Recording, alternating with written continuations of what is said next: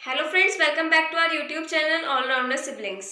आज मैं आपको कुछ ऐसे टिप्स देने जा रही हूँ जो आपके रिटन एग्जाम्स में बहुत हेल्प करेंगे। रिटन एग्जाम्स जैसे हमारे बोर्ड एग्जाम्स होते हैं 10th और 12th के, या फिर आप कोई भी कोर्स करते हैं उसके फाइनल एग्जाम्स वगैरह जो होते हैं उनके लिए आपको ये टिप्स बहुत हेल्प करेंगे। तो आज का हमारा यही टॉपिक है, how to attempt the written exam. तो हमारा सबसे पहला स्टेप जो होता है जब हम रिटन एग्जाम देते हैं उसमें ये होता है कि read the question paper twice. हम जब क्वेश्चन पेपर को 2 बार पढ़ेंगे तो हमारे माइंड में उसके सारे आंसर्स आ जाएंगे और हमें लिखने में टाइम वेस्ट भी नहीं होगा और इजीली हम फ्लो में लिखते जाएंगे। सेकेंड आता है हमारा draw the margin both side of answer sheet. जब हमें आंसर शीट मिलती है तो उसमें हमें ये देखना चाहिए कि मार्जिन्स दोनों तरफ है या नहीं। Suppose this is your answer sheet and this side is margin but this is not, but now you have to margin this side also, by which आपकी जो कॉपी है बहुत अट्रैक्टिव लगेगी जो चेक कर रहा है एग्जामिनर है उसको। उसके बाद हमारा आता है राइट नीट एंड क्लीन। हमारी जो राइटिंग होती है वो बहुत साफ होनी चाहिए और अच्छे से सारे वर्ड्स, अच्छे से लेटर्स जो है समझ में आने चाहिए। उसके बाद है हमारा always try to make flow chart, graphs etcetera in answer of theoretical subject और क्वेश्चन। हमारे थ्योरेटिकल सब्जेक्ट होते हैं जैसे बिजनेस स्टडीज हो गया, इकोनॉमिक्स हो गया, अकाउंटेंसी में तो वैसे न्यूमेरिकल्स आते हैं।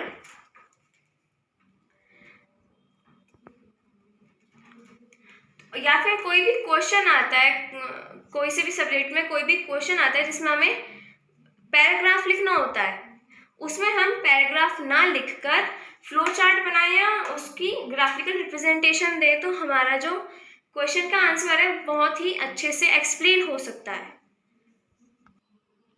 Now friends, I am going to explain the last point of making flowcharts, graph etc. in my notebook. Suppose that for an example, in the class 12th commerce there is a subject business studies.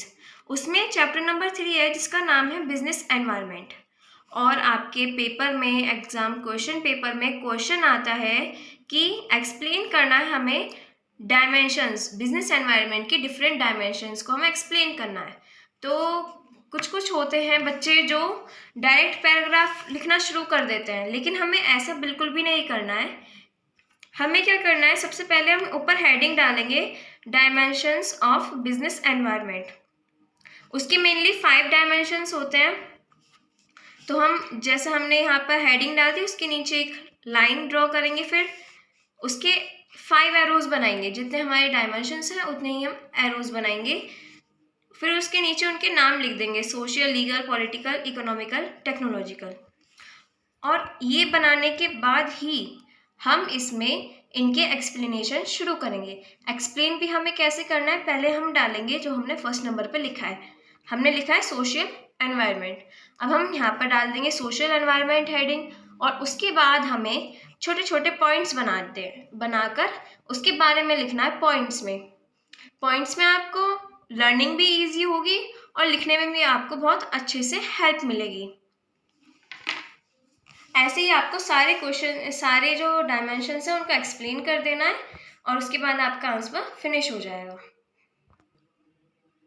Friends, हमारा next step आता है कि जब भी हम exams की preparation कर रहे हों, हम लर्निंग वर्क कर रहे हों, उसको समझ रहे हों सब्जेक्ट को, तो उसमें हमें कीवर्ड्स लर्न करने चाहिए।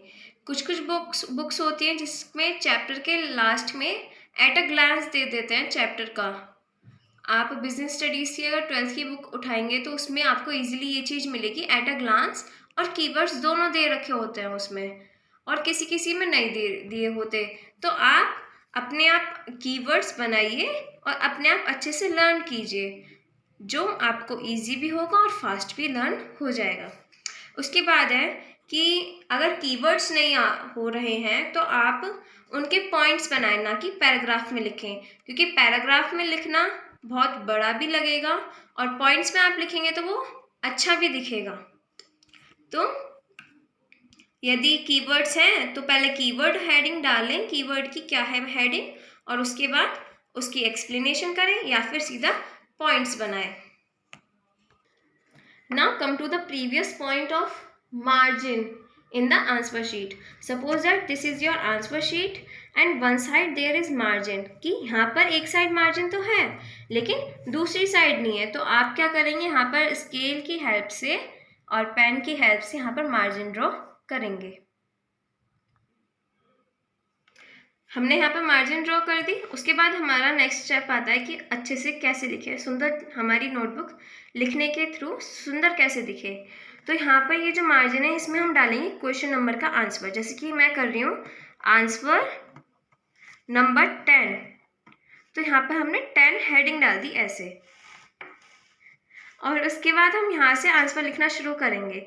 आंसर पे हमें क्या करना है, कोई कोई बच्चे होते हैं कि फर्स्ट वर्ड बिल्कुल लाइन को कवर ही नहीं करते। Suppose that I am giving example here, suppose that I have to written the word the, यहाँ पर मैंने लिखा द, यहाँ पर द लिखा, पूरी लाइन कवर नहीं हो रही। चलो इतना भी ठीक है। कोई कोई क्या होता है बिल्कुल छोटा सा बनाते हैं बच्चे ऐसे, ये अच्छा नहीं लगेगा ना। फर्स्ट वर्ड जो होता है बड़ा दिखना चाहिए, जस्ट लाइक दिस। सो आपको जो अपनी हैंड राइटिंग है उसमें जो फुल स्टॉप के बाद आप न्यू वर्ड शुरू करते हो वो बड़ा बनना चाहिए, उसका फर्स्ट लेटर, या फिर न्यू लाइन से शुरू करते हो तो उसका फर्स्ट लेटर बड़ा होना चाहिए और जो पूरी लाइन को कवर करे। फ्रेंड्स, वन मोर थिंग मैं आपको ये बताना चाह रही थी कि जैसे कि हम कोई भी पैराग्राफ लिखते हैं, जैसे इंग्लिश में हमारा पैराग्राफ राइटिंग आता है, आर्टिकल राइटिंग आता है, डिफरेंट राइटिंग स्किल्स में इंक्लूड होते हैं चीज़ें जो हमें लिखनी होती हैं, उसमें हम पैराग्राफ लिखते हैं, लेटर में भी पैराग्राफ लिखते हैं मिडिल में। तो हमारा क्या होता है, ये लाइन जिगजैग लाइन हो जाती है इस साइड की, ये जो लाइन है वो जिगजैग हो जाती है।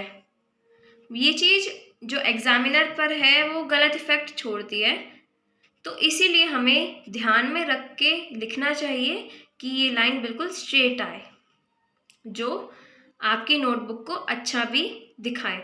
ऐसा आप देख सकते हैं हमारी बुक्स जो होती हैं उसमें दिया हो, अगर आप गौर दें तो बुक्स में होता है ये चीज़ कि इकसार आती है, यहाँ से लाइन जिगजैग वे में नहीं जाती, इकसार आती है। तो ये भी आप अपनी टिप्स में ऐड करें। फ्रेंड्स, मैं जिगजैग लाइन प्रिंटेड लाइंस को नहीं बोल रही हूँ, ये जो प्रिंटेड लाइंस हैं इनको नहीं बोल रही हूँ, मैं बोल रही हूँ ये जो लाइंस हम लिखते हैं, जैसे कि यहाँ पर मैंने जो लिखा है उसमें 2 लाइंस बिल्कुल स्ट्रेट आ रही हैं, उसके बाद फिर थोड़ा सा गैप आ रहा है, ये टेढ़ा मेढ़ा जो होता है ये बना देता है हमारी नोटबुक को बेकार, और जो एग्जामिनर है वो उस पर भी अच्छा इंप्रेशन नहीं पड़ता। तो फ्रेंड्स, ये थी हमारी आज की special tips for written exam. आप हमें कमेंट करके प्लीज़ बताइए कि आपको हमारी ये टिप्स कैसी लगी। फ्रेंड्स, हम सबको पता है कि कोविड मीन्स कोरोना वायरस की वजह से हमारे सारे जो एग्ज़ाम्स हैं वो पोस्टपोन हो चुके हैं, बट ये टिप्स आपको डेली लाइफ में या फिर जैसे आप पैराग्राफ राइटिंग करते हैं उसमें भी बहुत हेल्पफुल हैं, तो आप उन्हें इन टिप्स को अपनी पैराग्राफ राइटिंग में भी ऐड करें और हमें प्लीज़ कमेंट करके बताएं कि आपके लिए यूज़फुल है या नहीं, या फिर आपको कैसी लगी। और यदि आप हमारे चैनल पर नए हैं तो सब्सक्राइब करें और बेल आइकन को भी प्रेस करें, और प्लीज़ हमारा चैनल लाइक शेयर करना ना भूलें। Thank you friends.